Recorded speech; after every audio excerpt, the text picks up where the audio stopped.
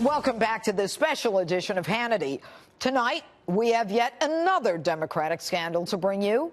Fox News has confirmed that Democratic Congressman Bob Brady is being investigated by the FBI for his potentially unlawful involvement in a scheme to pay his 2012 primary opponent $90,000 to drop out of the race. Brady has yet to be charged, but the FBI has executed a search warrant of the congressman's AOL email accounts with probable cause to believe that he committed election law violations. Joining us now with more is Salem Radio nationally syndicated host Larry Elder and Fox News contributor Kevin Jackson. All right, good evening, gentlemen. I must tell you that I know someone who years ago offered a job to a primary opponent in a state assembly race in New York. And as a result of that, he was indicted, and he ended up going to jail. Now, if it is true that Brady did this, what should happen to him, Larry? He should go to jail, of course. But, Judge, this is about Philadelphia. This is one of the most corrupt cities in the country. You have the DA who's just been indicted on 23 counts of corruption. You have the majority of the traffic cops that have been convicted of charges. They've got people on city council on tape discussing bribes. It's one of the most corrupt cities in America. So I suspect the congressman is just following the role models who preceded him. Well, and Kevin, your take on this? I think it's funny that we have this number. Remember William Jefferson? I think his name was William Jefferson, the black guy who had $90,000 in his refrigerator. Oh, yes, it was in his freezer. In his freezer, yeah. Right, in his freezer. Is $90,000 the going rate for? Yeah, right. Cold cash. Is $90,000 the going rate for slavery today? You know, the interesting part of this story to me, Janine, and Larry can certainly relate. We have a white congressman who wants his black counterpart, the guy who's going to run against him, not to do it. So he pays him off with a $90,000 bribe. He was African American. That's my point. The gentleman, right. The judge that was paid off happens to be a black guy. So that's Democrat politics. If I can't beat the guy, you know what I'll do? I'll just pay him off. This harkens back, and I know this is going to really make some liberals mad, but this harkens back to the days of slavery. $90,000 is a going rate for, well, I mean, it's true. Yeah, it is. It's sad. I'm not saying it isn't true. It's horrible. Oh, I'm just saying that's the going rate. And here's the problem. The judge who thinks he's going to run for this office, he probably thought, I'm doing this on behalf of black people. So what he said to all the blacks who invested in his race was, I'm willing to sell you out for $90,000 to pay off my campaign fees and have a little chump change left over. All right, Larry, let's talk about the fact that it seems like so many Democrats are in trouble right now. You know, and at the same time, it appears that a lot of the criticism that was initially waged against or aimed at Democrats, whether it's Donna Brazile or, you know, this New York Times writer who says, you know, Al Franken's got to resign, and then the next day she says, I'm changing my mind.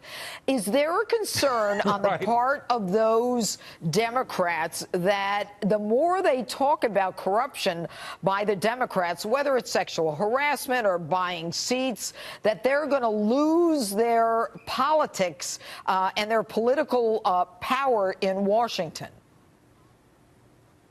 Well, what's happened is that the Democrats have been exposed as hypocrites on the issue of sexual harassment. You have Bill Clinton, who was credibly accused by 3 women, according to a book called No One Left to Lie To, of rape. You have Hillary, who was credibly accused by Juanita Broaddrick of intimidating an alleged rape survivor, and they got a pass. And that's not going to happen anymore. And in Philadelphia, as I mentioned, it's one of the most corrupt cities in the country. They had an 11-term congressman just indicted and charged and thrown out of office. And the city is Democrat-Republican 7-1, a completely Democratic city, totally run. They can do whatever they want. And I mentioned they had all these council persons on tape. Nobody got charged. Okay, but it's incredible. It is incredible. But what is incredible to me right now is that initially there was Kirsten Gillibrand from New York, and she's like, shame on Bill Clinton. Right. We should have done something about it.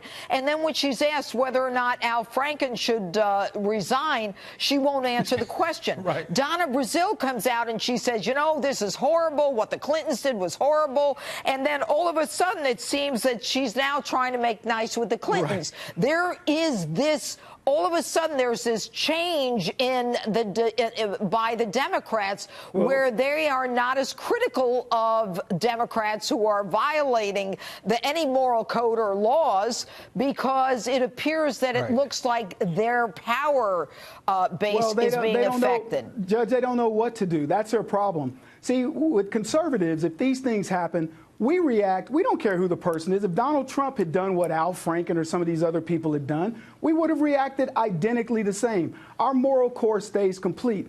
To Larry's point, not only are the Democrats bad when it comes to the issue of sexual harassment, they're bad on every other policy. Look at their policy on immigration. You can find 50 high-level Democrats who said we need to secure the borders for all the reasons that Donald Trump says. You could find 50 high-level Democrats during the time of Obama that said we need to look at our Muslim refugee resettlement program, and so on and so forth.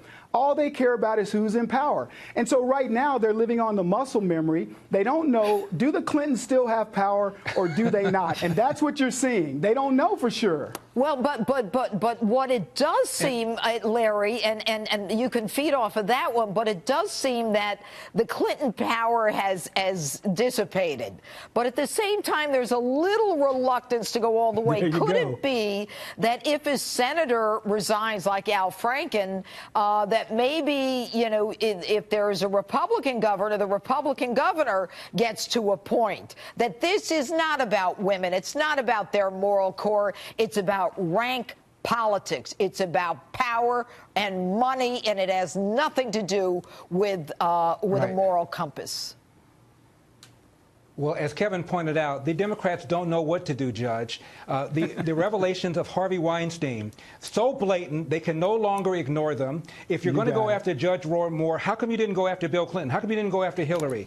How come you haven't gone after Al Franken? How come you haven't gone after John Conyers? They are now caught in their hypocrisy. And recall, after Kathleen Willey claimed that she was groped by Bill Clinton, a feminist named Gloria Steinem wrote a column and said, even if you believe what Kathleen Willey said is true, that's not sexual harassment because Bill Clinton stopped after he was told to stop. Are you kidding me? This is the pretzel into which the left twisted themselves to defend the Clintons, and now the chickens have come home to roost. And how is that going to impact the 2018s, Kevin?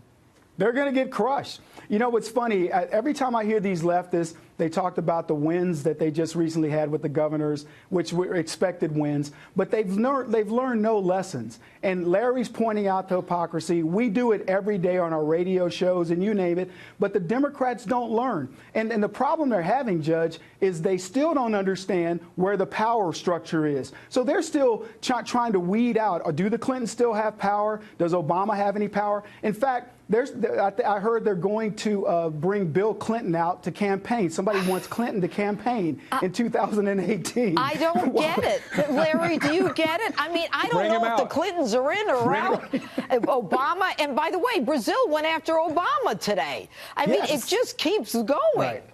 They don't know who they are. Bill Clinton is...